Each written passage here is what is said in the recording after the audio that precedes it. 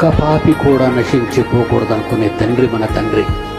వాళ్ళని కాపాడాలి అనే ఆలోచనే తప్ప దేవునికి మరొక ఆలోచన ఉండదండి. ఎందుకంటే నాకే 100 మంది పిల్లలు ఉంటే అందులో ఏ ఒక్కడు పోతే నేను ఉండగలనండి? నేను ఉండలేనండి. ఒక తండ్రిగా నేను ఉండలేను, మనిషిగా దేవుడు ఎలా ఉండగలడండి? ఒంటరిగా ఉన్న దేవునికి మనమే కావాలనుకొని మనకు కావలసినవన్నీ ముందే చేసిచ్చాడని. ఒంటరిగా ఉన్న దేవునికి మనమే కావాలనుకొని మనకు కావలసినవన్నీ ముందే చేసిచ్చాడని.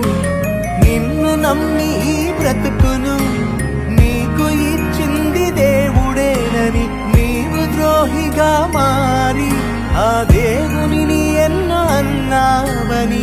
ఎన్ని పాపాలు చేసినా నిన్ను భరిస్తున్నాడు. నిన్ను ఏమీ చెయ్యకుండా భూమి మీద బ్రతికిస్తున్నాడు. నీలో మార్పు కోసం ఆశతో ఎదురు చూస్తున్న ఒకే ఒక్క నాన్న. నరులాత్మలకు ఒక్కడే తండ్రి, ఆ తండ్రే అందరికీ దేవుడని. నరులాత్మలకు ఒక్కడే తండ్రి,